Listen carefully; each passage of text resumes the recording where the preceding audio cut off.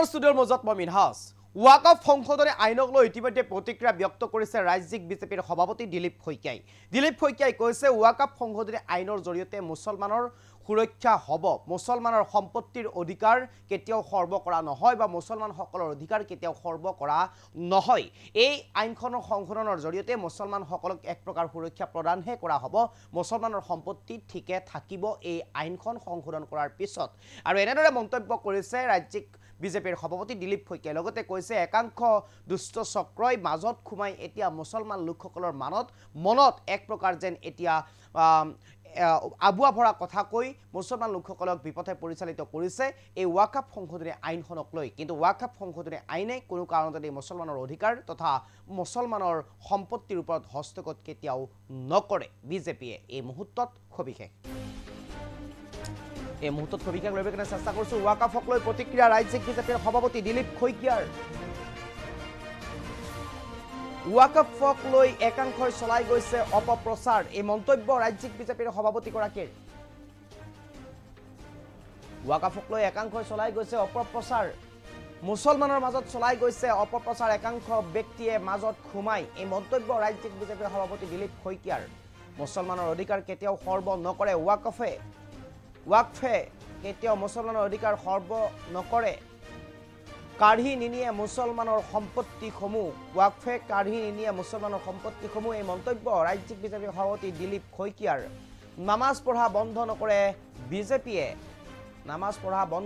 বিজেপিয়ে, এনেধৰণৰ বা ভুৱা বাতৰিসমূহ প্ৰচাৰ কৰিছে একাংশই। ওয়াকফৰ জৰিয়তে যাতে উপকৃত হয় মুছলমান সমাজ তাৰ বাবে কৰা হৈছে চিন্তা চৰ্চা বিজেপিয়ে।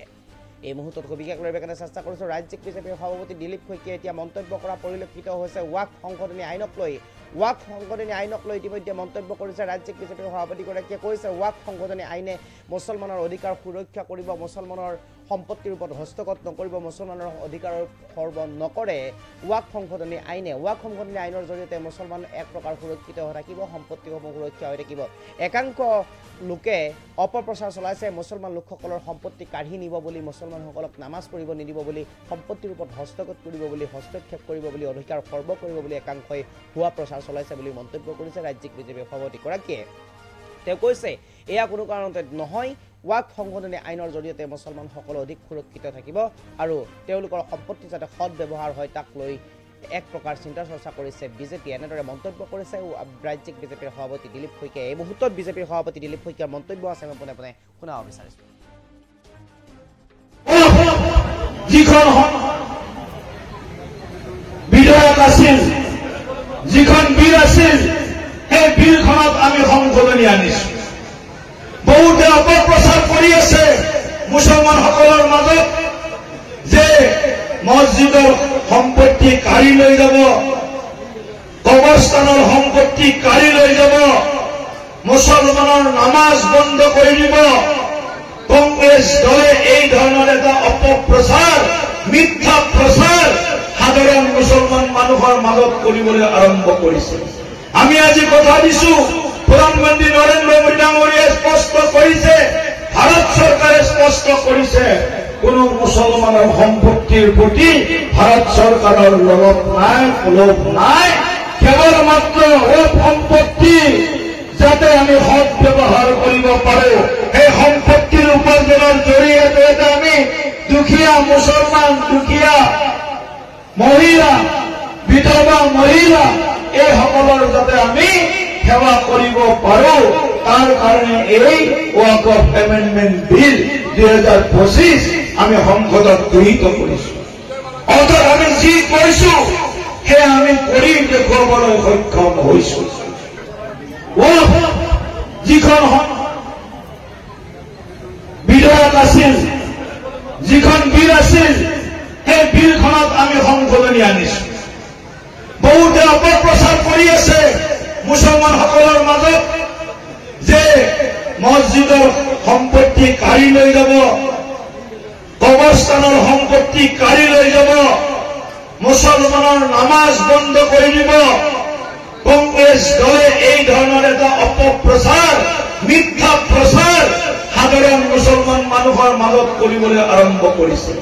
আমি আজি কথা দিছো, প্ৰধানমন্ত্ৰী নৰেন্দ্ৰ মোদী ডাঙৰীয়াই স্পষ্ট কৰিছে,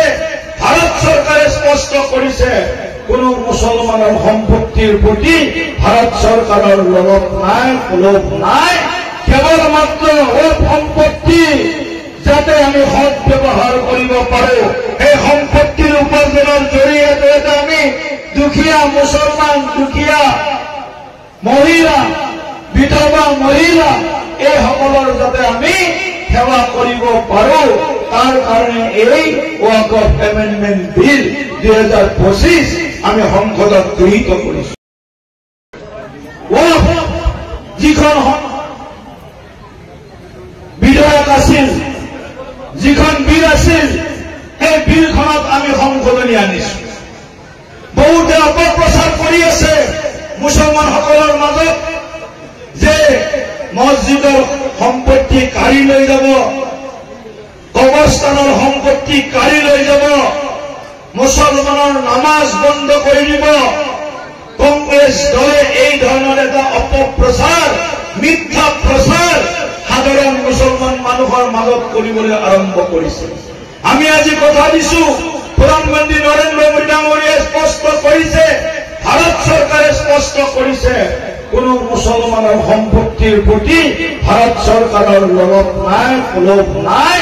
কেৱল মাত্ৰ সম্পত্তি যাতে আমি সৎ ব্যৱহাৰ কৰিব পাৰো, সেই সম্পত্তিৰ উপাৰ্জনৰ জৰিয়তে আমি দুখীয়া মুছলমান, দুখীয়া মহিলা, বিধৱা মহিলা এইসকলৰ যাতে আমি সেৱা কৰিব পাৰো, তাৰ কাৰণে এই ওয়াকফ এমেন্ডমেন্ট বিল 2025 আমি সংসদত গৃহীত কৰিছো। অৰ্থাৎ আমি যি কৈছো সেয়া আমি কৰি দেখুৱাবলৈ সক্ষম হৈছো। ওয়াকফ যিখন বিধেয়ক আছিল, যিখন বিল আছিল, সেই বিলখনত আমি সংশোধনী আনিছো। বহুতে অপপ্ৰচাৰ কৰি আছে মুছলমানসকলৰ মাজত যে মছজিদৰ সম্পত্তি কাঢ়ি লৈ যাব, কবৰস্থানৰ সম্পত্তি কাঢ়ি লৈ যাব, মুছলমানৰ নামাজ বন্ধ কৰি দিব। কংগ্ৰেছ দলে এই ধৰণৰ এটা অপপ্ৰচাৰ, মিথ্যা প্ৰচাৰ সাধাৰণ মুছলমান মানুহৰ মাজত কৰিবলৈ আৰম্ভ কৰিছে। আমি আজি কথা দিছো, প্ৰধানমন্ত্ৰী নৰেন্দ্ৰ মোদী ডাঙৰীয়াই স্পষ্ট কৰিছে, ভাৰত চৰকাৰে স্পষ্ট কৰিছে, কোনো মুছলমানৰ সম্পত্তিৰ প্ৰতি ভাৰত চৰকাৰৰ লোভ নাই, লোভ নাই। কেৱল মাত্ৰ সম্পত্তি যাতে আমি সৎ ব্যৱহাৰ কৰিব পাৰো, এই সম্পত্তিৰ উপাৰ্জনৰ জৰিয়তে আমি দুখীয়া মুছলমান, দুখীয়া মহিলা, বিধৱা মহিলা এইসকলৰ যাতে আমি সেৱা কৰিব পাৰো, তাৰ কাৰণে এই ওয়াকফ এমেন্ডমেন্ট বিল 2025 আমি সংসদত গৃহীত কৰিছো। ওয়াকফ যিখন বিধেয়ক আছিল, যিখন বিল আছিল, সেই বিলখনত আমি সংশোধনী আনিছো। বহুতে অপপ্ৰচাৰ কৰি আছে মুছলমানসকলৰ মাজত যে মছজিদৰ সম্পত্তি কাঢ়ি লৈ যাব, কবৰস্থানৰ সম্পত্তি কাঢ়ি লৈ যাব, মুছলমানৰ নামাজ বন্ধ কৰি দিব। কংগ্ৰেছ দলে এই ধৰণৰ এটা অপপ্ৰচাৰ, মিথ্যা প্ৰচাৰ সাধাৰণ মুছলমান মানুহৰ মাজত কৰিবলৈ আৰম্ভ কৰিছে। আমি আজি কথা দিছো, প্ৰধানমন্ত্ৰী নৰেন্দ্ৰ মোদী ডাঙৰীয়াই স্পষ্ট কৰিছে, ভাৰত চৰকাৰে স্পষ্ট কৰিছে, কোনো মুছলমানৰ সম্পত্তিৰ প্ৰতি ভাৰত চৰকাৰৰ লোভ নাই, লোভ নাই।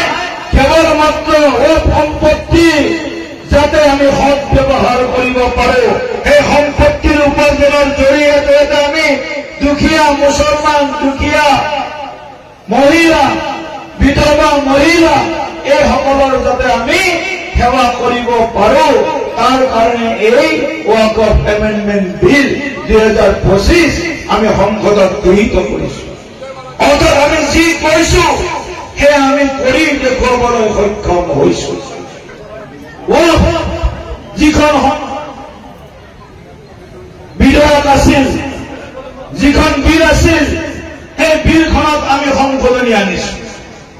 বহুতে অপপ্ৰচাৰ কৰি আছে মুছলমানসকলৰ মাজত যে মছজিদৰ সম্পত্তি কাঢ়ি লৈ যাব, কবৰস্থানৰ সম্পত্তি কাঢ়ি লৈ যাব, মুছলমানৰ নামাজ বন্ধ কৰি দিব। কংগ্ৰেছ দলে এই ধৰণৰ এটা অপপ্ৰচাৰ, মিথ্যা প্ৰচাৰ সাধাৰণ মুছলমান মানুহৰ মাজত কৰিবলৈ আৰম্ভ কৰিছে। আমি আজি কথা দিছো, প্ৰধানমন্ত্ৰী নৰেন্দ্ৰ মোদী ডাঙৰীয়াই স্পষ্ট কৰিছে, ভাৰত চৰকাৰে স্পষ্ট কৰিছে, কোনো মুছলমানৰ সম্পত্তিৰ প্ৰতি ভাৰত চৰকাৰৰ লোভ নাই, নাই। কেৱল মাত্ৰ সম্পত্তি যাতে আমি সৎ ব্যৱহাৰ কৰিব পাৰো, এই সম্পত্তিৰ উপাৰ্জনৰ জৰিয়তে আমি দুখীয়া মুছলমান, দুখীয়া মহিলা, বিধৱা মহিলা এইসকলৰ যাতে আমি সেৱা কৰিব পাৰো, তাৰ কাৰণে এই ৱাকফ এমেণ্ডমেণ্ট বিল 2025 আমি সংসদত গৃহীত কৰিছো। যিখন